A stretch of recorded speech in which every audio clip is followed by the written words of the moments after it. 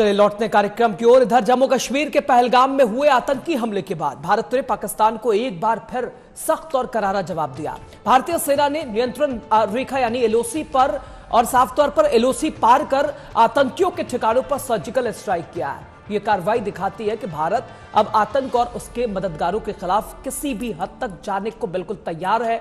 और साथ ही इसके साथ ही देश के अंदर पाकिस्तान के खुफिया एजेंसी आईएसआई के जासूसी नेटवर्क का भी पर्दाफाश हुआ है। पंजाब में सुरक्षा एजेंसियों ने गुप्त सूचना के आधार पर 6 लोगों को गिरफ्तार किया है। ये सभी आरोपी आईएसआई के संपर्क में थे।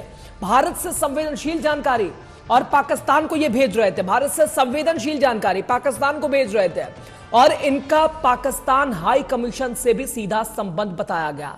गिरफ्तार किए गए लोगों में गजाला, यामीन मोहम्मद, अरमान और मुर्तजा अली जैसे नाम शामिल है। बीते 2 हफ्ते में देश के अलग अलग राज्यों से कई जासूसों को पकड़ा गया है। हरियाणा की ज्योति मल्होत्रा फिलहाल सुर्खियों में है। पाकिस्तान में गुप्त मिशन पर शामिल होने का इनके ऊपर आरोप। और यूपी के रामपुर से कारोबारी शहजाद को पकड़ा गया है। व्यापार की आड़ में जासूसी कर रहा था। पानीपत के नोमान इलाही, कैथल के देवेंद्र सिंह भी सेना से जुड़ी जानकारी लीक कर रहा था। केंद्र सरकार ने इस पूरे ऑपरेशन को ऑपरेशन सिंदूर नाम दिया। इसके तहत सभी राज्य के पुलिस और खुफिया एजेंसियां अलर्ट पर है और अब हर गद्दार पर सख्त नजर है और देश की सुरक्षा से खिलवाड़ करने वालों को कतई बख्शा नहीं जाएगा। यह भारत की लड़ाई महज आतंकवादियों से नहीं, आतंक के खिलाफ नहीं, बल्कि उनके भी खिलाफ है जो देश में रहकर देश की खाते हुए और देश के खिलाफ ही गद्दारी करते नजर आ रहे हैं। यह लड़ाई अब उनके सामने भी है। साफ तौर पर ऑपरेशन सिंदूर बड़ा ही जोरदार, लेकिन और कितने गद्दार स्पष्ट तौर पर नजर आ रही है तमाम तस्वीरें। क्योंकि सवाल सिर्फ एक सिंदूर का नहीं है, अब सवाल उस विश्वास का है जो देश के माथे पर लगाया गया। सवाल यह भी है कि देश के भीतर रहकर ये गद्दारी करने वाले ये कैसे साजिशों को आईएसआई से कनेक्शन इनका कैसे जुड़ जाता है। ये इन्फ्लुएंसर देश की खाकर कैसे पाकिस्तान की गा रहे हैं। तो मिला जुलाकर सिंदूर ऑपरेशन बड़ा ही जोरदार, लेकिन देश में और कितने गद्दार। ज्योति मल्होत्रा अगर नाम उठाया जाए तो अनगिनत नाम इसमें शामिल। चूंकि ज्योति मल्होत्रा शहजाद रामपुर का, ज्योति मल्होत्रा हिसार हरियाणा की, देवेंद्र सिंह कैथल हरियाणा के, नोमान इलाही पानीपत हरियाणा, गजाला पंजाब से, यामीन मोहम्मद ये भी पंजाब से, अरमान हरियाणा से। तो ये वो लोग हैं जो देश में ही रहकर देश के साथ गद्दारी। तमाम खास मेहमान जुड़ गए हैं, तो फ्रेम पे लीजिए, सीधे चर्चा की शुरुआत कर रहे हैं। खास पेशकश, खास चर्चा, खास बहस। और आज बात चूंकि लगातार ऑपरेशन सिंदूर और उसके बाद पहलगाम आतंकी हमला, स्पष्ट कि भारत का दोष सिर्फ और सिर्फ भारत, और भारत के दुश्मन भी अगर कोई है तो वो भारत में ही मौजूद है। तमाम चीजों को लेकर चूंकि लड़ाई भारत की आतंक के खिलाफ जीरो टॉलरेंस नीति, लगातार आतंक के खिलाफ लड़ाई जारी रहेगी। एक तरफ भारत का डेलीगेशन अब विदेशों में जाने की तैयारी कर रहा है, यानी अब पाकिस्तान के उन झूठों के ऊपर पर्दाफाश किया जाएगा, आतंकवाद को करारा जवाब दिया जाएगा। आतंक के खिलाफ ये भारत की लड़ाई निरंतर लगातार आगे भी जारी रहेगी। लेकिन सवाल यह भी है कि ऑपरेशन सिंदूर के बाद, पहलगाम आतंकी हमले के बाद, जहां एक तरफ देश एकजुट हुआ है, देश मजबूत हुआ है, देश एक साथ है, एक साथ खड़ा है, मजबूती के साथ आवाज उठा रहा है, दूसरी तरफ आतंकवाद के खिलाफ लड़ाई के बीच अब देश में भी देश से गद्दारी करने वाले और कितने हैं। तो इन तमाम विषयों को लेकर चर्चा आज हम कर रहे हैं। और ये कैसे आईएसआई से जुड़कर देश की खुफिया जानकारी, संवेदनशील विषय, ये कैसे पाकिस्तान तक पहुंचाने में ये सफल हो जाते हैं और देश में गद्दारों के ऊपर लगातार अब शिकंजा कसने की पूरी तैयारी है। वो तमाम नाम, उनके ऊपर देशद्रोह का भी मुकदमा। इसके अलावा जो ज्योति मल्होत्रा की गिरफ्तारी ने गंभीर जासूसी मामले को उजागर किया है। पाकिस्तान की आईएसआई ने सोशल मीडिया इन्फ्लुएंसर का इस्तेमाल कर भारत के खिलाफ मनोवैज्ञानिक युद्ध चलाया और सुरक्षा एजेंसियां इस नेटवर्क की गहन फिलहाल जांच कर रही हैं। आज इसी पर हम चर्चा कर रहे हैं। तमाम खास मेहमान जुड़ गए हमारे साथ, उनका इंट्रोडक्शन और फिर चर्चा की शुरुआत कर रहे हैं। वेदभूषण शर्मा सर है, पूर्व एसएपी, शंभू भद्रा सर है बतौर वरिष्ठ पत्रकार, इसके अलावा आलोक सहाय सर है, reserve wing commander, doctor VK Giri sir है, विदेश मामलों के जानकार। मैं सबसे पहले चाह रहा हूं आलोक सहाय सर, मैं आप ही के पास आ जाऊं। चूंकि एक तरफ ऑपरेशन सिंदूर बड़ा जोरदार भारत की ताकत भी दिखी, बदले भारत की तस्वीर भी देखी गई। आतंकवाद पाकिस्तान को हमने जवाब भी दिया, भारत की मजबूती का डंका पूरे विश्व में बजा। लेकिन अब लड़ाई हमारी उन सभी से है, आतंकवादियों से है, उन आतंक को पनाह देने वाले देशों के साथ साथ अब देश में रह रहे जो देश के खाते हैं, लेकिन गुणगान और मदद पाकिस्तान की आईएसआई के कर रहा है। तो यह ऑपरेशन इतना जोरदार, और कितने इसके पीछे शामिल और कितने गद्दार ये किस तरह से ये आईएसआई से जुड़ जाते हैं और देश में ही रहकर देश को खोखला करने की कोशिश कर रहे हैं। सबसे पहला कमेंट मैं आपसे चाह रहा हूं आलोक साय साहब। देखिए, इसमें दो तरह के गद्दार हैं। हाँ, भारत के अंदर दो तरह के गद्दार हैं। एक तो गद्दार वो हैं जो भारतीय फौज को और भारत को नीचा दिखाने में गर्व महसूस करते हैं। हाँ, मोदी और भाजपा विरोध करते करते वो देश विरोधी हो गए हैं।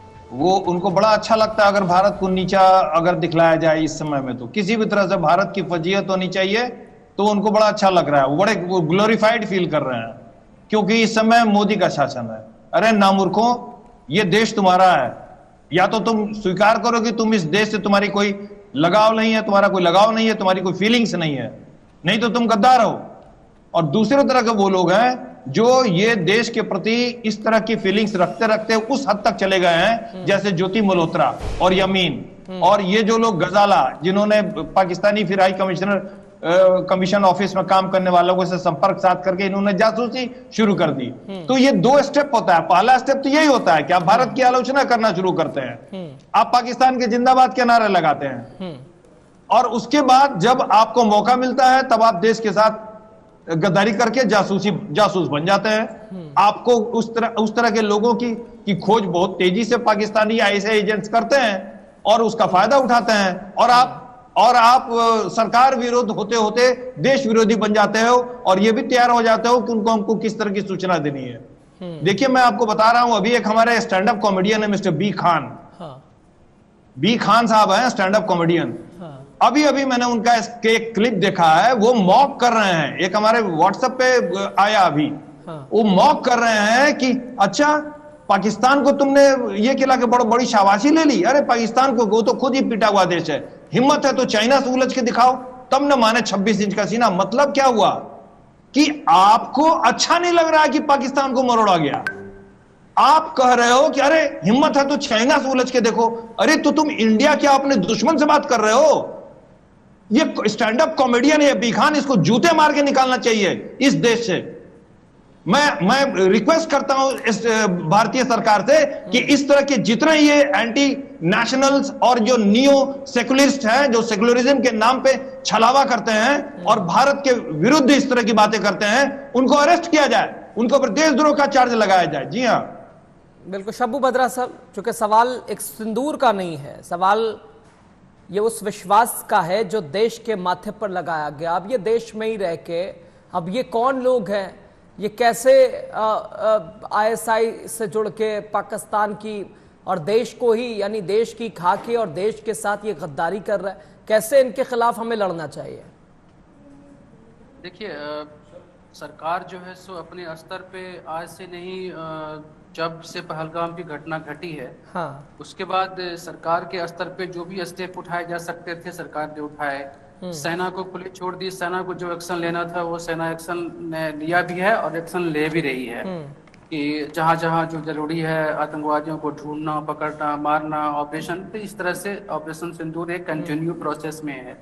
इस बीच में जो 7-8 गिरफ्तारी हुई है आरोप में कि ये जासूसी का जिन पर आरोप है, तो अभी तो केवल आरोप है। आप आरोप के आधार पर किसी को भी दोषी नहीं ठहरा सकते, क्योंकि एक एग्जाम्पल आपको ध्यान रखना पड़ेगा कि एनआई ये कोई पहली बार नहीं है कि जासूसी के आरोप में लोगों को गिरफ्तार किया है। इससे पहले कई लोग भारत में गिरफ्तार हुए हैं जासूसी के आरोप में, लेकिन जो कन्विक्शन रेट है जासूसी को साबित करना, जासूसी को उसको जो जिनको गिरफ्तार किया उनके खिलाफ आरोप को सिद्ध करना, इनके लिए एनआई के लिए बहुत मुश्किल रहता है। एनआई का जो कन्विक्शन रेट है काफी, जो मतलब एक तरह से 0 के लेवल पे है, 2% है, 3% है, तो वो काफी कम है।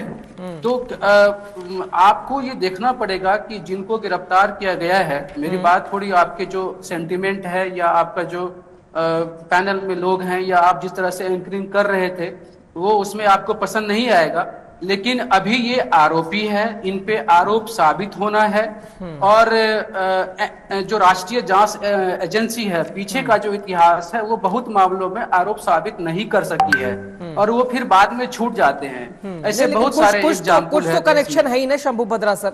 जैसे अगर हम बात ज्योति मल्होत्रा की ही करें तो भाई सोशल मीडिया पर देश घूमने की बात करने वाली महिला 3 बार पाकिस्तान की यात्रा कर चुकी है, तो भाई अब तो चीजें तो समझ आ ही रही है।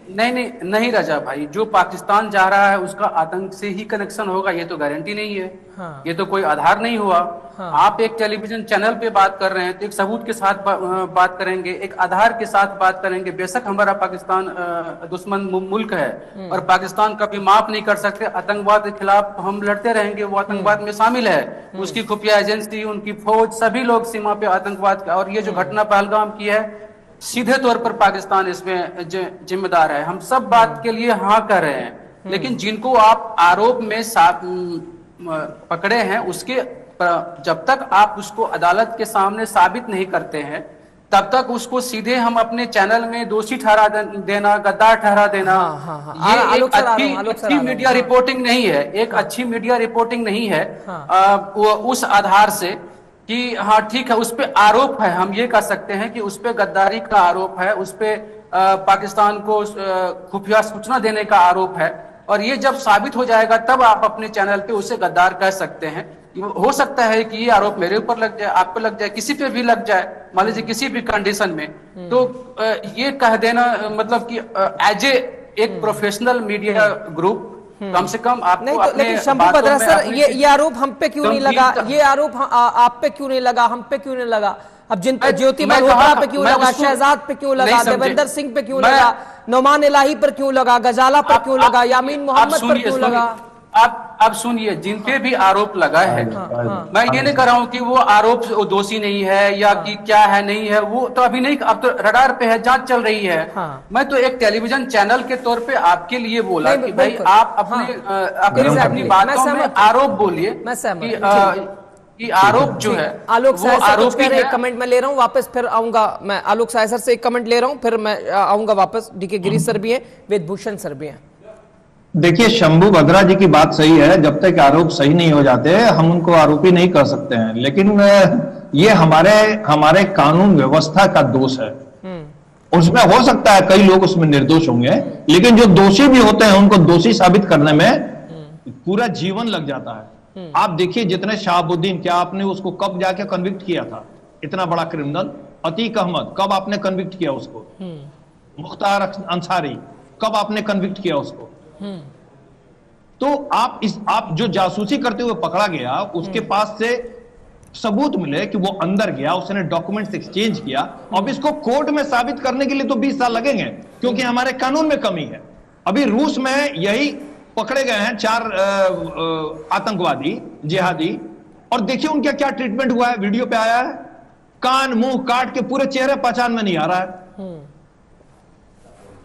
ठीक, तो आपको कानून ऐसा कोई हल्ला नहीं मचा रहा है वहां कि भाई मानवता के खिलाफ है, कान काट के उसके मुंह के अंदर घुसा दिया। वेदभूषण सर, ये सुरक्षा से जो खिलवाड़ है भाई, ये समझिए आप बात कि हमारे यहाँ जो कानून व्यवस्था लचर है ना, ये भी बहुत हद तक जिम्मेवार है। अच्छे, वेदभूषण शर्मा सर इससे शायद और अच्छे से समझा सकते हैं, चूंकि जुड़े हुए हैं लगातार पूरी तरह से अनुभव। वेदभूषण शर्मा सर, ये पाक के पनाहगार ISI को हथियार, ये सुरक्षा चूक कहां इसे हम अपना फिल्लौर माने?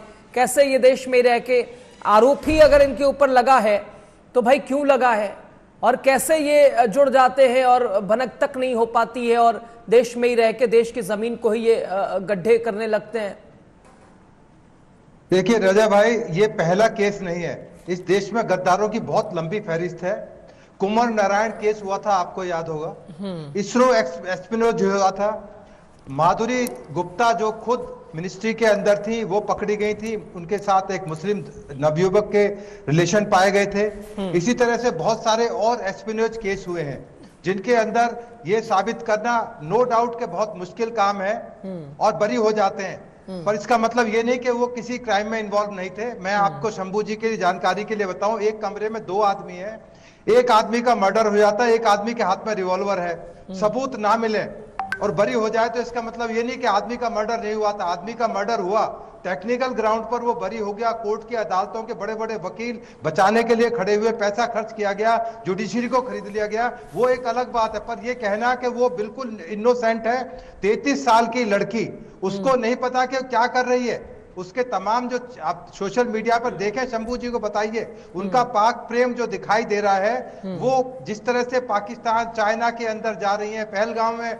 1 महीना पहले होकर आई हैं, उससे पहले बाली के अंदर एक एंजॉयमेंट करने गई हैं, बॉयफ्रेंड के साथ गई हैं, क्या रिलेशनशिप है ये? ऐसा सेक्स का रैकेट है, ये ऐसा हनी ट्रैप का मामला है। उसमें आप ये कह दें जी वो बिल्कुल इनोसेंट है, गाय की धुली हुई है, उसको छोड़ दे, अरेस्ट ही मत करो इन लोगों को।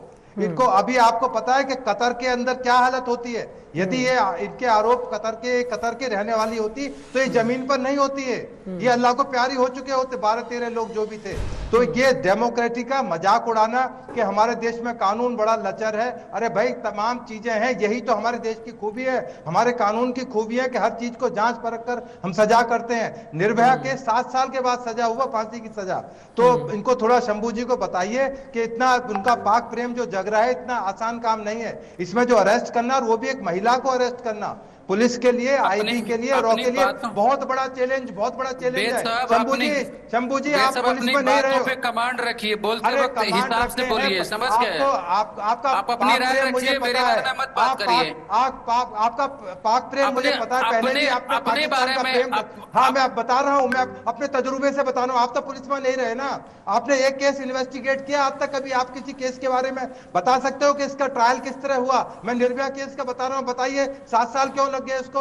उसमें एक आदमी बरी भी हो गया क्योंकि माइनर था। तो आप अपना ज्ञान अपने तक सीमित रखिए। आप जो इन्वेस्टिगेट एजेंसी की तरफ पुटअप कर रहे हैं कि वो गलत अरेस्ट कर लिए या एविडेंस नहीं थे, एनआईए में इतने % छूट जाते हैं, छूटने के कारणों के बारे में जाइए किसी सरकारी वकील से, किसी पीपी से ज्ञान लीजिए। इस टेलीविजन पर आकर ये करना कि ये एनआईए बहुत कमजोर है, ये आरोपी नहीं है, बिल्कुल इनोसेंट है, ये इतने देश के इतने बड़े गद्दार लोग हैं, इनकी आप बैठकर तारीफ कर रहे हैं। मुझे शर्म आती है आप जैसे कहते हैं आप हिंदुस्तानी कहते हुए। आप जाइए कतर के अंदर, चाइना के अंदर जाइए, आपको कैसे पता लगा गद्दारी क्या होती है वहां पर? इतना लंबा ट्रायल नहीं होता वहां, एनआईए कुछ नहीं, सीधा उठाकर कत्ल कर दिया जाता है। अभी आप जब अमेरिका से हिंदुस्तानी लौट कर आए थे तो यहाँ हिंदुस्तान में उनका स्वागत किया गया, और कतर और दूसरे मिडिल ईस्ट के कंट्रीज में सीधा उठाकर जेल डाल दिया गया। आप किस कंट्री में बैठकर डिबेट करें? ये आपकी खूबी है कि आप इस कंट्री में बैठकर, अब ध्रुव राठी के खिलाफ एक FIR दर्ज हुई है, वो किस तरह से गद्दारी करता है, जर्मनी के अंदर बैठकर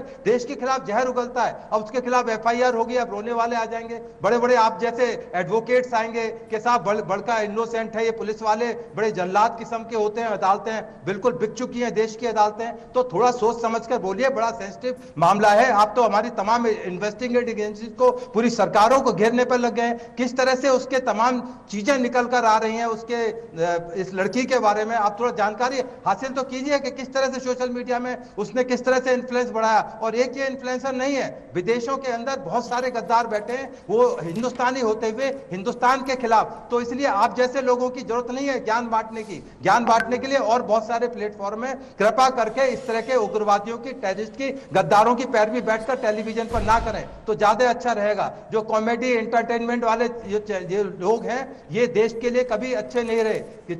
ठीक है, कॉमेडी किसी लिमिट तक हो सकती है, आप किसी को एजुकेशन मोटिवेट कर सकते हैं, परंतु इस तरह की मोटिवेशन हमारे देश को नहीं चाहिए। देश आने वाले समय में जरूर इसका जवाब देगा और आप जैसे लोगों को भी जवाब जरूर दिया जाएगा। थोड़ा सा इंतजार कीजिए, मजबूत जवाब दिया जाएगा, क्योंकि कमी नहीं है हमारे गद्दारों की, हमें पता है, और इनकी पैरवी करने वालों की। अभी कपिल सिब्बल जैसे बड़े बड़े एडवोकेट इनके लिए खड़े होंगे, मुझे पता है इस बात का। अभी 5 दिन का रिमांड पूरा होगा, देखिए पूरे देश के बड़े बड़े नामी advocate free of cost in लोगों के लिए आ जाएंगे, आपके मेरे लिए नहीं आएंगे।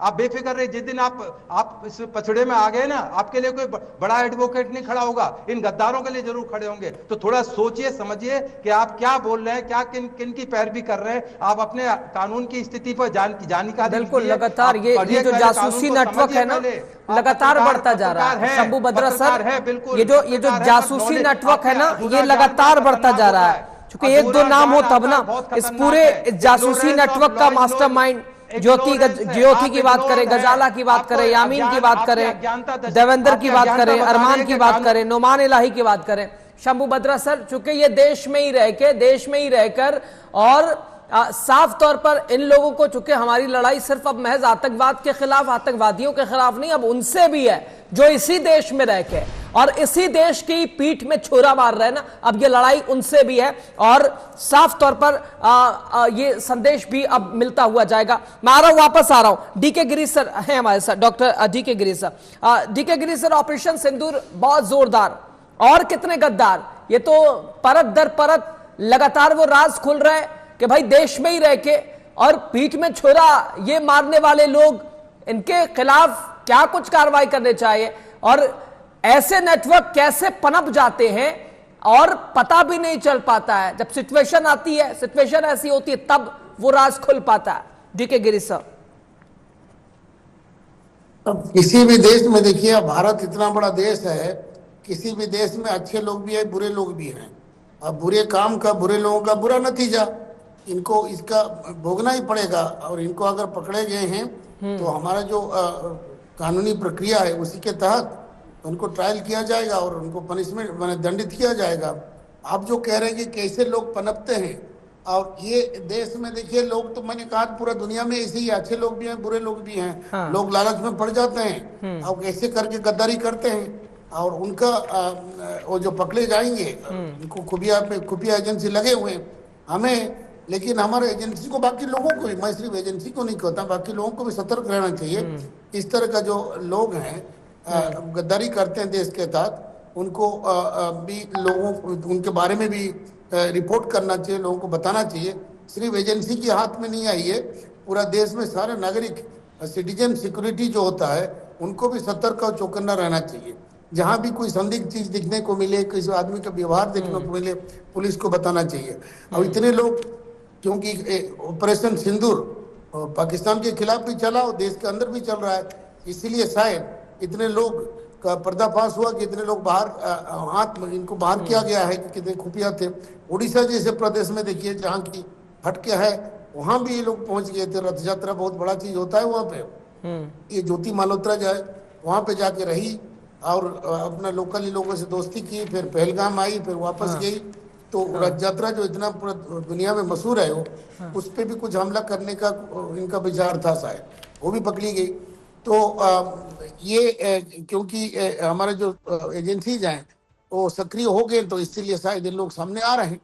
लेकिन मैं तो कहूँगा कि पूरा आवाम को भी, लोगों को भी आग्रह करूंगा और आह्वान करूंगा कि सब लोग चौकन्ना रहें और जहां भी लोग अपना भारतीय हों कि बाहर के जो भी लोग इस तरह का देश विरोधी काम करते दिखते हैं, तब उसको उनको इतला करना चाहिए और उनका जो प्रक्रिया है, हमारा कानून का प्रक्रिया, उसके तहत उनके खिलाफ का एक्शन लेना चाहिए। मैं तो यही कहूंगा, ठीक है ना, कि लेकिन इसमें हमें दुख नहीं करना चाहिए। गलत लोग रहेंगे ही और उनको निकालना और गलत को हराना, ये हम लोगों का काम रहना चाहिए।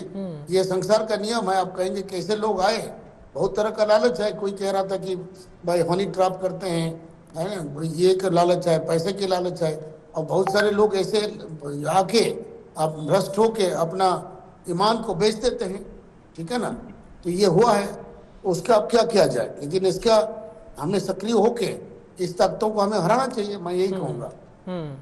अच्छा, सुरक्षा एजेंसियों को इन नई तकनीकों से सतर्क कैसे रहना चाहिए? हमें भी तो थोड़ा सा सतर्क होना पड़ेगा। नागरिकों के लिए, सुरक्षा एजेंसियों को ही नहीं। देखिए एक बात, ये प्रकाश जी बैठे हैं पुलिस ऑफिसर, एक पुलिस में ही एक कहावत है कि every policeman is a civilian in uniform and every civilian is a policeman without uniform. मतलब इस तरह का सिर्फ पुलिस के ऊपर भी निर्भर करना, अपना एजेंसी के ऊपर निर्भर करना, वो नहीं होगा। हाँ। जो लोग साथ दे रहे हैं, नागरिक क्या करें, नागरिक का कोई जिम्मेदारी नहीं है सिटीजन्स का। तो एक सिटीजनशिप सिक्योरिटी कोड होना चाहिए कि वो लोग भी बढ़ते, इतना प्राइवेट सिक्योरिटी गार्ड्स हैं उनको ट्रेन किया जाए। फिर सारा मैं तो किसी चैनल पे बोला था कि पूरे जितने सिटीजन है सबको सिक्योरिटी के बारे में लोगों को उनको जागरूक किया जाए, सतर्क किया जाए, तब जाके ये चीजें होगा। कितने पुलिसमैन, कहाँ पुलिसमैन रखोगे आप कि इतना बड़ा देश में, सबसे बड़ा दुनिया में सबसे बड़ा देश है, कितना एजेंसी, कितना पुलिस आप डिप्लॉय करोगे? तो ये नागरिक को भी सचेतन होना चाहिए। Exactly, पुलिस के ऊपर जिम्मेदारी नहीं है। कहीं रास्ते में एक्सीडेंट हो जाता है, आप लोग रिपोर्ट नहीं करते हैं, पुलिस करेगा। कहीं के ये उसके संवेदनशीलता है, नागरिक के कोई दायित्व नहीं है। तो हम लोग को भी दायित्वपूर्ण ये काम करना चाहिए। कोई रिपोर्ट नहीं करता, कहीं वायलेंस होता है, बिल्कुल ये हम सबकी जिम्मेदारी है, सही मायनों में ये हम सबकी जिम्मेदारी है। बिल्कुल आलोक सहाय सर, चूंकि ISI के जरिए, चूंकि पाकिस्तान अपनी खुफिया एजेंसी ISI के जरिए सोशल मीडिया और आधुनिक तकनीकों का उपयोग करके भारत के खिलाफ मनोवैज्ञानिक युद्ध एक तरह से चला रहा है, ये भी कह सकते हैं। अब सुरक्षा एजेंसियों को इन नई तकनीकों से सतर्क कैसे रहना चाहिए, तो बताइएगा विस्तार से। देखिए, सुरक्षा एजेंसियों को अपने जांच का दायरा और एरिया स्कोप बढ़ाना पड़ेगा, क्योंकि अभी ध्यान देने की बात यह है कि चोट खाने के बाद से पाकिस्तान जो है वो अपना नैरेटिव बदलने वाला नहीं है कश्मीर का, क्योंकि पाकिस्तान के हुक्मरान, पाकिस्तान की सेना और आतंकवादी ये एक ही थाली के सारे चर्चे बैठे हैं। बस ये यूनिफॉर्म बदल के उधर है और यूनिफॉर्म नहीं बदले हैं तो इधर है, इतना ही अंतर है। आपने देख लिया कि जनाजे में किस तरह से ये शामिल होते हैं। तो अभी जो उनका नैरेटिव जो उन्होंने मार खाई है, तो अभी अगर तुरंत फिर वो उस तरह के हौसला उनका हो सकता है ना हो, लेकिन वो अपनी जिद कश्मीर के कारण जो उनका जगलर वेन जो आसिम मुनीर ने बोला है ना, वो छोड़ेगा नहीं। वो बार बार वो आएगा, वो दूसरे रास्ते से अभी कुछ दिनों तक आने की कोशिश करेगा, और वो दूसरा रास्ता ये रास्ता है जो आप और हम देख रहे हैं। ये जो अपने जासूसों को दूसरा फोन प्रोत्साहित करके स्लीपर सेल्स को एक्टिवेट करा के डीके गिरी सर अनम्यूट कर लीजिए आप please. DK Giri sir unmute कर लीजिए आप म्यूट कर लीजिए, आप म्यूट कर लीजिए डीके गिरी सर आपकी। हाँ आलोक सहाय सर कंटिन्यू कीजिए। हाँ गिरी जी अनम्यूट कर लीजिए। गिरी जी अनम्यूट कर लीजिए। हाँ डॉक्टर गिरी सर आप म्यूट कर लीजिए। डॉक्टर गिरी सर आप तक आवाज आ रही है, आप म्यूट कर लीजिए प्लीज, आप म्यूट कर लीजिए, आप म्यूट कर लीजिए। कंटिन्यू आलोक सहाय सर कंटिन्यू कीजिए। तो क्या है कि ऐसे जो अभी जो स्थिति है ना, इस स्थिति में पाकिस्तान अपने दूसरे रास्ते से अपने पर फैलाने की कोशिश करेगा, जिसमें ये एक बहुत बड़ा उसका रास्ता है। अपने स्लीपर सेल्स को एक्टिवेट करा के, भारत में धार्मिक स्थलों पर गड़बड़ियां फैला के, हिंदू मुस्लिम और उत्तेजना फैला करके, भारत में जितना ज्यादा हो सके डिस्टर्बेंस करके, स्पाई से और यहाँ के लोगों से इंडियन आर्म फोर्सेस में घुसपैठ बनाने की कोशिश करेगा, इंफॉर्मेशन लेने की कोशिश करेगा। ये सब एक्टिविटी अभी कुछ दिनों तक बहुत ज्यादा होंगी और भारत को इसमें काफी सतर्क रहना पड़ेगा। भारतीय एजेंसियां जो हैं वह काफी सक्षम है और वो इस तरफ जरूर ध्यान दे रही होंगी, और इसी तरह आप देखिएगा कि आने वाले कुछ और दिनों में भी कई लोग पकड़े जाएंगे, कई लोगों का पर्दाफाश होगा, मेरा ऐसा निश्चित मानना है। बिल्कुल ठीक है। लौटो वेदभूषण शर्मा सर, चूंकि लगातार बढ़ता जा रहा है अब ये जासूसी नेटवर्क, हरियाणा, पंजाब, उत्तर प्रदेश में कई गिरफ्तारियां हो गई हैं।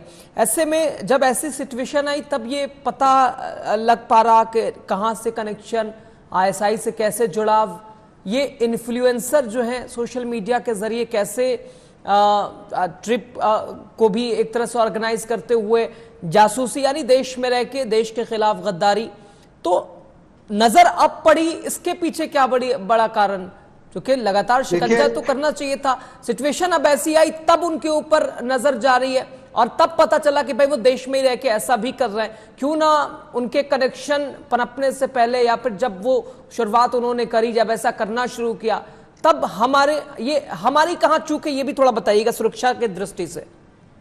देखिए, ये सारा मामला शुरू हुआ है सोशल मीडिया पर, ट्विटर और तमाम यूट्यूब के चैनल के माध्यम से उस तरह से शुरू हुआ। और शुरुआत इसकी हुई देवेंद्र सिंह ढिल्लों जो हरियाणा के रहने वाले हैं, वो पिन पॉइंट हुए कि वो कहीं ना कहीं उनके पाक से कनेक्शन जुड़े हुए हैं। वो करतारपुर कॉरिडोर गए, तमाम चीजें उनके ऊपर सर्विलांस रखी जा रही थी। जब उनको तमाम उनकी चीजों को खगाला गया तब पता लगा कि ज्योति रानी मल्होत्रा भी उसमें एक किंग पिन की तरह है, क्योंकि जो फ्रीडम ऑफ एक्सप्रेशन के नाम पर तमाम सोशल मीडिया को बिल्कुल फ्री कर दिया गया है कि आप कुछ भी बोलें, कुछ भी कहें, देश के खिलाफ बोलें, अभद्रता बोलें, गंदी बात, नंगी बात बोलें, सब चीज अलाउड थी। तो उसी क्रम के अंदर क्योंकि इतना ज्यादा फ्लडेड है, उसको चेक करने के लिए पुलिस के पास, किसी सरकार के पास कोई इतनी ज्यादा एजेंसी या मैन पावर नहीं है और ना ही कानून पर्याप्त है। तो इस तरह के लोग इस सोशल मीडिया के सहारे से तमाम इन चीजों को पनपने दे रहे थे, मदद कर रहे थे पाकिस्तान की, या दूसरे।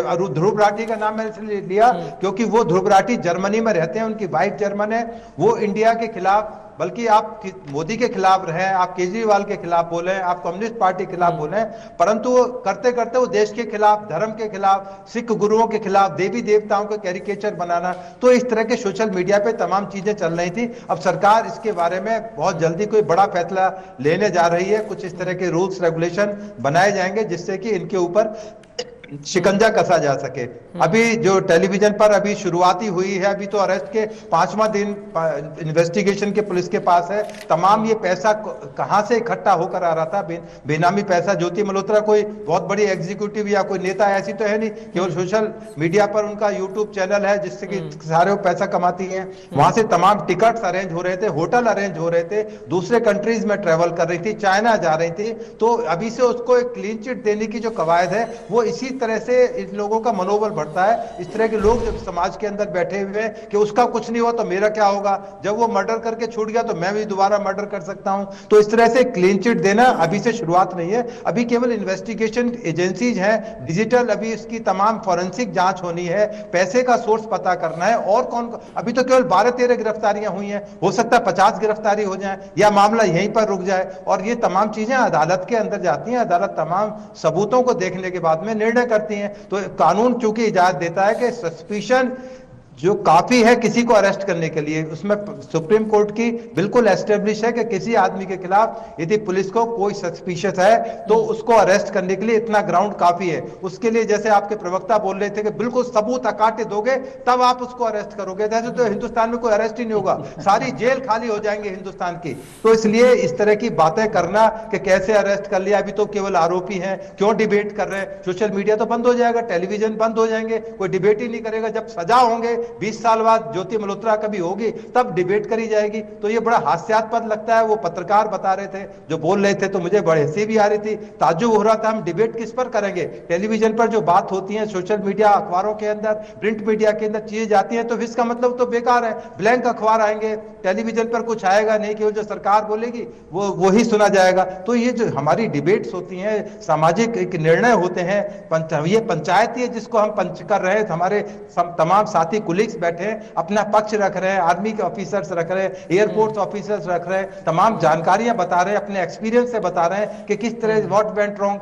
क्या गलती हुई क्या नहीं हुई। तो थोड़ा इंतजार करें पत्रकार साहब, निर्णय आएगा, आप भी उसका हिस्सा बनिए। तो इतने कह देना कि ये बहुत जल्दबाजी होगी कि वो आरोप, अभी उनके केवल आरोप लगे हैं। भाई जब सुप्रीम कोर्ट का कानून ये कहता है, इस देश का कानून, कि सफिशिएंट है अरेस्ट करने के लिए, तो आप कौन होते हैं कि उनके ऊपर हम डिबेट ना कर सकें। हम कौन सा डिबेट को, केस को थोड़ा ना कर रहे हैं, केस की फाइल तो सारी जिंदगी मैं और आप कभी देख भी नहीं पाएंगे क्योंकि इतने क्लासिफाइड डॉक्यूमेंट्स उसके अंदर होते हैं। जिस तरह जो उनकी जो चैट्स हैं वो शायद हम अब एक्सेस भी नहीं कर पाएंगे जब तक वो कोर्ट में चार्जशीट नहीं आ जाएगी या ट्रायल उसका पूरा नहीं हो जाएगा। तो इसलिए ये कहना कि हम डिबेट ना करें, इन सब जगहों पे जरूर करेंगे, करने चाहिए, तभी समाज के अंदर मैसेज जाएगा कि यदि ज्योति मल्होत्रा बनने की कोशिश करोगी तो उनकी तरह जेल भी जा सकती हो, बदनामी भी हो सकती है, हमेशा के लिए आपका कैरियर समाप्त हो सकता है। तो इसलिए थोड़ा सा इंतजार करें। इन्वेस्टिगेशन अभी बहुत ही शुरू की स्टेज पर है कि पहला पुलिस रिमांड आया, हो सकता है और पुलिस रिमांड लिया जाए और लोग इसमें अरेस्ट हों। और तमाम चीजें अभी इसमें व्हाट्सएप चैट, उनकी तमाम इंस्टाग्राम, वो इतनी चालाक और चतुर लड़की हैं, जब पाकिस्तान गई तो अपने तमाम उन्होंने पर्सनल कर दिया। पहले पब्लिक था, जब पाकिस्तान में गई तो उन्होंने क्यों पर्सनल कर दिए सारे अकाउंट्स अपने। तो ये तमाम चीजें उनसे पूछी जाएंगी, क्रॉस चेक किए जाएंगे। उनके साथी जो अरेस्ट हुए उनके साथ उनको कन्फ्रंट कराया जाएगा कि फला आदमी आपके बारे में ये बोल रहा है, ये आदमी बोल रही है, आपका क्या क्लैरिफिकेशन है। यही तो इन्वेस्टिगेशन है। तो let us wait for the outcome of investigation. इतनी जल्दबाजी में हम कोई निर्णय पर ना पहुंच जाए कि सही गलत का फैसला टेलीविजन पर बैठ के देते हैं। तो टेलीविजन पर हम डिबेट कर सकते हैं, अपनी बातों को रख सकते हैं, अपने एक्सपीरियंस से, अपने एक्सपोजर से। रजा साहब आप अपनी बात रख सकते हैं, गिरी साहब रख सकते हैं, मैं अपनी बात रख सकता हूं, आलोक साहब अपनी बात रख सकते हैं। यदि हम डिबेट ही नहीं करेंगे तो फिर ये तो अनएंडिंग चीज है कि केवल जब कोर्ट का फैसला आएगा उसके बाद में डिबेट होगी कि क्यों छूट गए, क्यों सजा हो गई। तो ये मुनासिब नहीं है। इसलिए बहुत सेंसिटिव इश्यू है, इसके बारे में सोच समझकर बोलें, पूरी जानकारी लें। जो अधूरा ज्ञान हो बड़ा खतरनाक होता है कई बार। जिस तरह से उन्होंने तो कह दिया कि कुछ भी नहीं है, तो आई वाश है, अरेस्ट किया जा रहा है, पाकिस्तान को परेशान करने के लिए किया जा रहा है, क्योंकि उनके जो पाकिस्तान में जो ज्योति मल्होत्रा के जो प्रेमी बैठे हुए हैं, पाक प्रेमी बैठे हुए हैं, ये बहुत लंबी लिस्ट है। अभी तो ये शुरुआत है और ऐसे लोगों पर सोशल मीडिया के मार्फत और हम तमाम निगरानी कर सकते हैं, लोगों को एक तरह से आह्वान कर सकते हैं कि यदि इस तरह की कोई एक्टिविटीज आप देख रहे हैं किसी परिवार के अंदर, तो आप जरूर पुलिस को बताएं, इंटेलिजेंस एजेंसीज को बताएं, क्योंकि इंटेलिजेंस एजेंसी का सोर्स हम लोग ही होते हैं, पब्लिक के लोग ही बताते हैं कि समाज के अंदर कौन ऐसा आदमी है, किसी गांव देहात कस्बे के अंदर कौन बिल्कुल उसकी डिफरेंट एक्टिविटीज चल रही हैं। तो ये तमाम चीजें इन्वेस्टिगेशन को सपोर्ट करती हैं और जिस तरह से पहले प्रवक्ता बोल रहे थे वो डिमोलिश करती है। हमारी सिक्योरिटी एजेंसी, इन्वेस्टिगेटिव एजेंसी पर प्रश्नवाचक चिन्ह लगाती है। तो कृपा करके इस तरह की बातें ना रखें जिस तरह की समाज में एक गलत मैसेज जाए। ओवर टू यू रजा। बिल्कुल बिल्कुल बिल्कुल सही, बिल्कुल मैं सहमत हूँ, वेदभूषण शर्मा सर आपसे सहमत हूँ। डॉक्टर डीके गिरीश सर, अब आतंकवाद पाकिस्तान का रिश्ता भी स्पष्ट है, बड़े कदम कड़े कदम टेररिज्म के खिलाफ पाकिस्तान को जोड़ते हुए वैश्विक स्तर पर भी उठाने की जरूरत है और हमें तो खैर उठाना ही पड़ेगा पाकिस्तान और आतंकवाद के खिलाफ बड़ा कदम। उसमें दो राय नहीं है कि ये जो प्रधानमंत्री जी ने कहा कि ऑपरेशन सिंदूर जो है इसको स्थगित किया है, बंद नहीं किया गया है, ये अच्छा स्टेटमेंट था और उनका ये जो निर्णय है और निश्चय है ये सही है।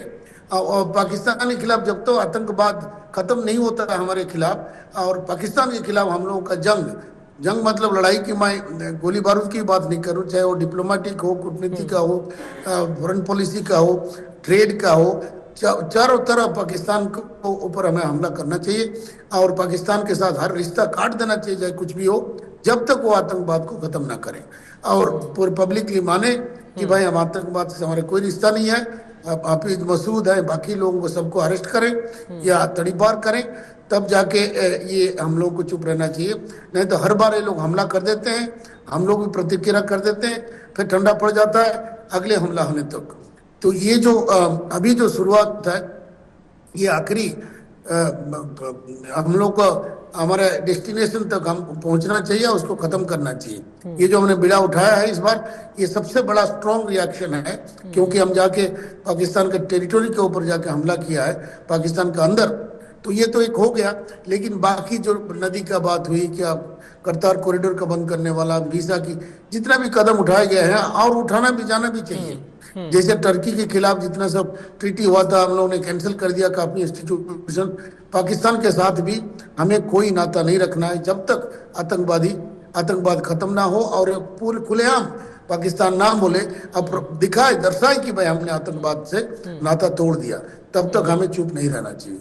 पाकिस्तान सरकार के खिलाफ, उनका आर्मी के खिलाफ ये हम लोगों का जंग चलना चाहिए इंटरनेशनली हर तरफ से, सिर्फ मिलिट्री की मैं बात नहीं कर रहा हूँ, डिप्लोमेसी का भी बड़ा रोल है इसमें। और अभी तो IMF ने काफी अंकुश लगा दिया है, जो लोन दिया था उनको कहते 11 करीब अंकुश लगाया, पाकिस्तान उससे उबर नहीं पा रहा है। बड़ा खुशी मना रहे थे $1 बिलियन हमें मिल गया, लेकिन वो अब मिलने का उम्मीद नहीं है जब तक ये कंडीशन 11 कंडीशन लोग पूरा ना करें। तो ये अंकुश लगाया जा रहा है चारों तरफ, और हमें उसमें बिल्कुल विराम नहीं देना चाहिए। और ये पाकिस्तान को हम लोग भी थोड़ा सा थम जाते हैं, चलो भाई पाकिस्तान आगे नहीं करेगा, इसीलिए तो कश्मीर जैसे में खुले में लोग घूम रहे थे, होना भी चाहिए, लेकिन पाकिस्तान को भरोसा नहीं है। ये आतंकवाद से ही उनका जीवन चलता है और जब तक ये लोग मिलिट्री और आतंकवाद में डीलिंकिंग ना हो, इनको जब तक इनको जैसे कहते हैं कि डाइवोर्स ना हो, तब तक हम इस चीज को हम लोग को चुप नहीं रहना चाहिए। बिल्कुल आलोक सर, चूंकि पाकिस्तान क्या है ये हम सब जानते हैं, नापाक कोशिशों से बाज तो आने से रहा, इलातों के भूत बातों से कहा, तो ऐसे में अब बड़े कदम, यही सवाल आपसे भी समझते हैं, उठाने वैश्विक स्तर पर नहीं हो तो हमें तो खैर उठानी ही पड़ेंगे। और दूसरा, चूंकि अब हमारी टेररिज्म के खिलाफ तो लड़ाई है ही है, वो जारी रहेगी, जीरो टॉलरेंस नीति हमारी। अब देश में भी देश के साथ गद्दारी करने वालों के खिलाफ भी हमारी लड़ाई शुरू हो गई है और ये सब भी ऑपरेशन सिंदूर का ही एक हिस्सा है। करेक्ट। जी हाँ, बिल्कुल। देखिए, मैं बताऊं देश की हालत मैं जो देख रहा हूं ना, अच्छी नहीं है, और इस हालत में पहुंचने के लिए हम सब जिम्मेवार हैं। जैसा कि वेद जी ने बोला, आई मस्ट अप्रिशिएट वेद जी ने कितने धारा प्रवाहिक तरीके से सिलसिलेवार ढंग से चीजों को कहा, बहुत ही कायदे से एंड स्ट्रांगली उन्होंने रखा। I really appreciate his way of delivery. बिल्कुल, वेद सर ने तो स्पष्ट, हाँ, थैंक यू साहब, thank you sir, thank you sir. स्पष्टता है उनके कहने में, मतलब स्पष्टता है और साफ झलकता है कि उनको इस चीज की काफी जानकारी है, गहन अध्ययन किया उन्होंने, ऐसे ही नहीं बात कर रहे हो। लेकिन ये जो स्थितियां हैं, ये तो मैं बहुत दिनों से देख रहा हूँ। मैं जेएनयू का छात्र रहा हूँ काफी पुराने समय से। जेएनयू में क्या हो रहा है, उसके बाद क्या हुआ, ये सब हम देख रहे हैं। और ये इतने ज्यादा पनपे हैं वो सिर्फ इसलिए कि हम और आप और आम जनता इस चीज को बर्दाश्त करती रही है। और हम जो एक हमारे में सहन शक्ति है और चुप रहने की जो एक प्रवृत्ति है, भाई छोड़ो, क्यों ये करना, तकलीफ क्यों किसी को देना, क्यों पंगा लेना, इसको इन्होंने कमजोरी समझा है। और इसके कारण हमारे इन लोगों का इतना विस्तार हुआ है। जैसा कि वेद जी ने बोला ना, और भी श्रोताओं ने बोला, किसी एक ने बोला कि अब ये हर एक नागरिक का कर्तव्य है कि इस तरह के जो लोग हैं जो ऑपरेट कर रहे हैं आपके क्षेत्र में, आपको अगर जानकारी आती है, आपको शक होता है, आप उनके बारे में जरूर सूचना दें। सरकार ने नंबर्स जारी किए हुए हैं, व्हाट्सएप नंबर्स भी जारी हैं जिस पर आप सूचना दे सकते हैं, नहीं तो गूगल करके आप पता कर लें। और सूचना देकर के ऐसे लोगों को रोकना पड़ेगा, देश के हित में रोकना पड़ेगा, इन पर निगाह रखनी पड़ेगी। क्योंकि अब ये सिर्फ सरकार विरोधी और मोदी विरोधी नहीं है, ये भाजपा विरोधी नहीं है, ये देश विरोधी है। बिल्कुल। और मैंने तो मीडिया से सुनी हुई बात नहीं कह रहा हूं, मैं तो जेएनयू में मैं देख करके आपसे बात कर रहा हूं। ये भारत विरोधी लोग हैं। एक कॉमेडियन आके कहता है, स्टैंड अप कॉमेडी हिंदुस्तान में दे रहा है, और उसका वीडियो ये नियो लिबरल्स जो है ये खुलेआम शेयर कर रहे हैं बड़े चुस्की लेके, और वो कहता है कि पाकिस्तान तो पिटा हुआ देश है, उसको पीट करके कौन सा तुमने तीर मार लिया, हिम्मत है तो चीन करके दिखाओ, चीन से लड़के दिखाओ। अरे ये भारतीय है, ये भारत में रह रहा है। कौन सा ऐसा व्यक्ति ये वक्तव्य देगा, सिवाय इसके कि जब तक वो एंटी इंडियन फीलिंग उसके अंदर ना हो। भारत ने पाकिस्तान को रगड़ा तो इसको तकलीफ हो रही है। वो यही बात हो गई कि एक मोहल्ले में एक लड़का पिट जाए, किसी दबंग से, वो कहे कि अच्छा मेरे को मार दिया, जरा उस गुंडे को जाके मार के दिखाओ तब मैं जानूं। बिल्कुल। अब इन नमक हरामों को तो जवाब देना बहुत जरूरी है, क्योंकि जहां की खा रहे हैं, रिपोर्ट करना पड़ेगा। जिस थाली में ये खा रहे हैं उसी में छेद कर रहे हैं, जिस थाली में ये खा रहे हैं ना उसी में छेद कर रहे हैं। एक दूसरी बात रजा साहब मैं बताऊं, वेद जी भी यहां बैठे हुए हैं, हमारे में कमजोरी है, हम चुप रहते हैं। हमने इनको बढ़ावा दिया, इनकी मजाल नहीं आई, इतना बढ़ जाते अगर हम इनके हर कदम पे इनके सामने खड़े होते हैं। बिल्कुल, ये हमारी कमजोरी है। हमारे देश को गाली देके कैसे ही हमारे सामने से निकल जाएगा, कैसे जनता इसको जाने देती है, कैसे वो स्टैंड अप कॉमेडियन अगले शो में फिर खड़ा हो पाता है जो भारत को इस तरह से बोलता है बेइज्जत करके। ये हमारे में कमजोरी है, हमको इसके खिलाफ खड़ा होना पड़ेगा, इनको कॉर्नर करना पड़ेगा। जी हाँ रजा साहब। बिल्कुल। वेदभूषण शर्मा सर, ये जैसे जासूसी नेटवर्क लगातार, अब इसे खत्म करने के लिए कानूनों में और सख्ती जरूरी है, सख्त कानून की भी जरूरत है ऐसे लोगों के खिलाफ। बिल्कुल, इस तरह के लोगों के खिलाफ, जहां पर भी इस तरह की देश के खिलाफ कोई बात हो, उनको तुरंत प्रिवेंटिव अरेस्ट किया जाए, क्योंकि एफआईआर काफी नहीं है। अभी जो एफआईआर दर्ज हुई है इस मामले के अंदर, उसमें भारतीय न्याय संहिता की धारा 152 और ऑफिशियल सीक्रेट एक्ट का मुकदमा दर्ज हुआ है। उसमें आज नहीं तो कल इनको बेल हो जाएगी और फिर एक बहुत बड़ा एक नेक्सस दोबारा शुरू हो जाए, क्योंकि ये नेटवर्क कभी समाप्त नहीं होता। जो मानसिकता से जुड़ा हुआ मामला है, वो इस तरह के लोग हमेशा समाज के अंदर पनपते रहे। इसलिए बार बार मैंने बताया कि बहुत सारी लंबी लिस्ट है, उसमें तमाम सरकारी आदमी भी थे, आर्मी ऑफिसर्स भी थे, जिन्होंने इस तरह से हमारी कमर में छुरा भोंका। और पर अब टाइम आ गया है कि इस तरह के लोगों को, जिस तरह से मकोका के अंदर आर्थिक अपराधियों को या दूसरे एक्ट के अंदर अरेस्ट किया जाता है, डिटेन किया जाता है, इस तरह लोगों को प्राथमिक तौर पर भी यदि कोई जानकारी लग जाए तो तुरंत उनको डिटेन किया जाए लंबे समय तक, जब तक उनको क्लीन चिट कोर्ट ना दे दे। तो आने वाले समय में आप उम्मीद रखिए भारत सरकार जरूर इस बारे में कोई ना कोई कदम बढ़ाएगी, क्योंकि ये बहुत बड़ा मामला निकल कर आया है कि इस तरह के कानून लागू किए जाए, पार्लियामेंट द्वारा पास किए जाए, जिससे कि चीजें दोबारा समाज के अंदर ना हो सके। जहां तक नागरिकों को जगाने वाली बात है, तो आपने देखा होगा अग्निवीर योजना लागू की गई थी, किस तरह से उसका बहुत सारे वर्ग ने उसका विरोध किया। परंतु मैं आपको बताऊं कि जो कंट्रीज जिन्होंने वार रिटन कंट्रीज जिन्होंने जंग लड़ी है, चाहे वो वियतनाम है, इजराइल है, साइप्रस है, वहां पर 12वीं क्लास के बाद में आर्मी की ट्रेनिंग लेना और 2 साल सेवा देना आगे पढ़ाई करने के लिए मैंडेटरी है। तो यदि आप उन कंट्रीज में कभी जाएंगे, चूंकि मैं यूएन मिशन में रहा हूं, तो वहां देखिए आपको एक छोटे से छोटा आदमी कितना डिसिप्लिन और अपने देश के प्रति डेडिकेटेड मिलेगा। तो ये इस तरह की भावना, इस तरह की फीलिंग, इस तरह की एजुकेशन हमारे देश के लिए भी जरूरी है, जहां प्रत्येक आदमी किसी पार्टी का रेस्पेक्ट होने के बावजूद भी अपने आप को इंडियन महसूस करे, भारतीय महसूस करे, अपने आप के ऊपर गर्वान्वित हो कि मैं भारत का रहने वाला हूं।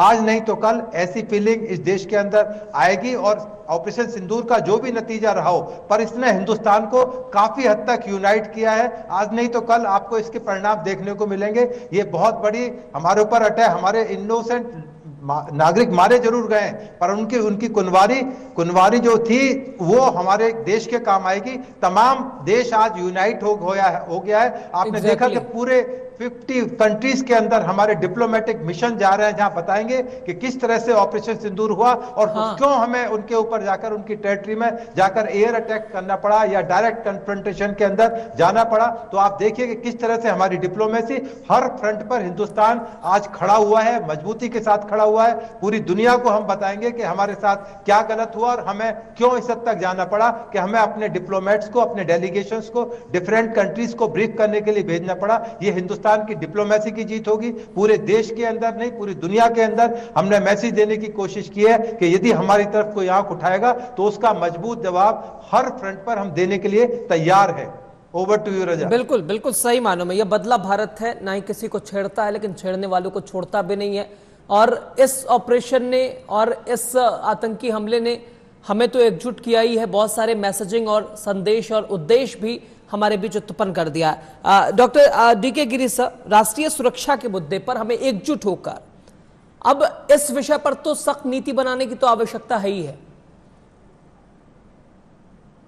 हाँ, निश्चित रूप से है ही है, और ये व्यवस्था भी बनाना है। अब जो बात मैं कहना चाह रहा था, शायद प्रकाश जी ने कहा, मैं अशोक सहाय जी को तो मैं इनका मिलिट्री गैर में पहचान नहीं पाई, भी जेएनयू से है, मैं भी जेएनयू से हूँ, और जाना पहचाना लग रहा है। लेकिन मैं जो बात कहना चाह रहा था, ये मिलिट्री कॉन्स्क्रिप्शन की बात जो प्रकाश जी ने उठाई, ये जरूरी है। मैं कितने बार लिख चुका हूँ कि हमारे भी कंपल्सरी सबको मिलिट्री ट्रेनिंग में जाना चाहिए। 2 साल हो, 1 साल हो, सबको, सब नौजवान को कौन सी नौकरी करने से पहले इनको ये मिलिट्री ट्रेनिंग की जरूरत है। उससे देश प्रेम और डिसिप्लिन बढ़ता है, क्योंकि सिटीजन जो नागरिक है ना, का आजादी उनको मिल गया, वो लोग बड़ा लोकतंत्र है, खुला छूट मिली है, जो भी चाहे वो करें, इस तरह का अपना जिम्मेदारी निभाए, नागरिकता की जिम्मेदारी ना निभाए, ये बड़ा सोचने वाली बात है। कानून के अलावा नागरिक का जो सचेतनता है और जो उनका जागरूकता है वो भी उठाना जरूरी है। ठीक है ना, नहीं तो इतना ये तो ज्योति माल्होत्रा जैसे नहीं पनपते सोशल मीडिया के माध्यम से। तो ये जो बात ये पुलिस ऑफिसर और मिलिट्री भाई हमारा कह रहे हैं, ये बड़ा दर्दनाक बात है कि भाई कॉमेडी के माध्यम से आप देश को नीचे दिखा रहे हो। तो वहीं पे लोगों को प्रोटेस्ट करना चाहिए, भाई ये क्या बात कर रहे हो आप। ठीक है, हमारा तो आर्मी का तौहीन कर रहे हो, देश का तौहीन कर रहे हो। लोग प्रोटेस्ट नहीं करते हैं, सुनते हैं, हंसते हैं। तो लोगों के मन में भी ये देश प्रेम और अनुशासन का बीज बोना चाहिए। और ये होगा जब ये मिलिट्री ये ट्रेनिंग में जाए। मैं तो कब से आर्गू कर रहा है, कोई 1 साल कम से कम, 2 साल भी ना हो, 1 साल कम से कम हर नौजवान को मिलिट्री ट्रेनिंग में जाना चाहिए। बिल्कुल ठीक है। आलोक साहब सर, लास्ट कमेंट ले रहा आपका, क्योंकि अब इन आरोपियों पर अगर आरोप सिद्ध भी हो जाए। एक छोटी सी बात करना चाहूंगा। हाँ, लास्ट कमेंट में छोटी सी बात करना चाहूंगा कि देखिए हमने कितनी स्वतंत्रता दी हुई है इन लोगों को। इसका एक उदाहरण आपको दे रहा हूं। हम अपने जवान को प्रेरित करते हैं एज एन ऑफिसर सीमा पर जान देने के लिए। जान देने के लिए उसको ललकारते हैं, प्रेरित करते हैं, वो जाके लड़ता है। कुछ लोग अपनी जान न्यौछावर करते हैं, शहीद होते हैं। और वापस आते हैं। आज का जवान मोबाइल भी रखता है, टीवी भी देखता है। वो किससे लड़ रहा है? लश्कर तौबा से लड़ रहा है। लश्कर तौबा से ही लड़ रहा है ना अभी। लश्कर तौबा का लीडर कौन है? हाफिज सईद। और आकर के टीवी पर देखता है कि इस देश के एक सबसे बड़े पार्टी का नेता, एक बड़ी पार्टी का नेता, सबसे बड़ी तब मैं नहीं कहूंगा, कहता है हाफिज सईद जी, उसामा जी, हम उसको ललकार रहे हैं सीमा पर कि उससे लड़ो, और आप उसको जी कह रहे हैं सार्वजनिक रूप से, मंच से, और वह देश उसको बर्दाश्त कर रहा है। शर्मनाक, बेहद शर्मनाक। जूते मारने चाहिए ऐसे लोगों को। दूसरा कोई रास्ता नहीं सर। वेदभूषण सर, लास्ट ये हमने और आपने बर्दाश्त करके बिल्कुल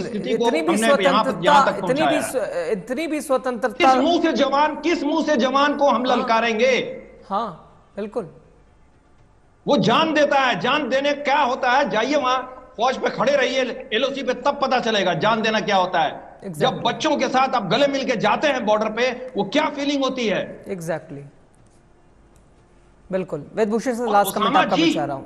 हाफिज सईद जी रजा जी बताएं। लास्ट कमेंट में आपका भी चाह रहा हूं। मिला जुलाकर देखिए, सख्ती तो बरतनी पड़ेगी हमें ऐसे लोगों के खिलाफ। पोस्ट जो ऑपरेशन सिंदूर है उसके रिजल्ट्स बहुत अच्छे आ रहे हैं। पूरे देश के अंदर आप देखिए, बच्चा बुजुर्ग, नेता, तब सब लोग पूरे इंडिया के हर कॉर्नर से तिरंगा यात्रा निकल रही है। दिल्ली में निकल रही है, कलकत्ता में निकल रही है, मुंबई में निकल रही है, जम्मू कश्मीर में, जहां पर लाल चौक पर पहले तिरंगा लेकर जाना गुनाह था, आज देखिए किस तरह से वहां यात्रा निकाली गई है। मुझे तो इतना अच्छा अनुभव हो रहा है कि यदि इस तरह से हमारा देश, नुकसान जरूर हुआ, पर यदि ये देश को यूनाइट करने में हम कामयाब हो जाते हैं तो इस देश की बहुत बड़ी कामयाबी हुई। जो 26 कुर्बानियां हैं वो देश के काम आएंगी। तिरंगा यात्रा ने साबित कर दिया है कि हम अब इस तिरंगे के नीचे इकट्ठे हैं और किसी की मजाल नहीं है कि इस देश की तरफ, इस तिरंगे की तरफ कोई उंगली उठा पाए। बिल्कुल, कोई इसमें दो राय नहीं। हम यूनाइट हो गए, एकजुट हो गए, और बिल्कुल भारत मजबूती के साथ वैश्विक स्तर पर भी अपनी बात कैसे रख रहा है, कैसे रखी है भारत। ये मजबूत भारत का जो उदाहरण गया है, अद्भुत है। और बस यही कि भाई उनसे भी हमारी लड़ाई है जो इसी देश में रह के इसी देश की खाके और देश के खिलाफ गद्दारी कर रहे हैं। तमाम खास मेहमानों का बहुत शुक्रिया। आलोक सर आपका, वेदभूषण सर, डॉक्टर DK गिरी सर, आप सभी का बहुत शुक्रिया इस खास कार्यक्रम में आप हमारे साथ जुड़े। तो हमारी विशेष पेशकश, और जाते जाते फिर आपके लिए एक संदेश कि जो गलत है उसका विरोध बिल्कुल खुलकर कीजिए, हमेशा सीना ठोक कर कीजिए, क्योंकि इतिहास आपको एक तरह से बागी जरूर कह सकती है लेकिन गुलाम नहीं कह सकती है। संदेश के साथ आपसे इजाजत, नमस्कार।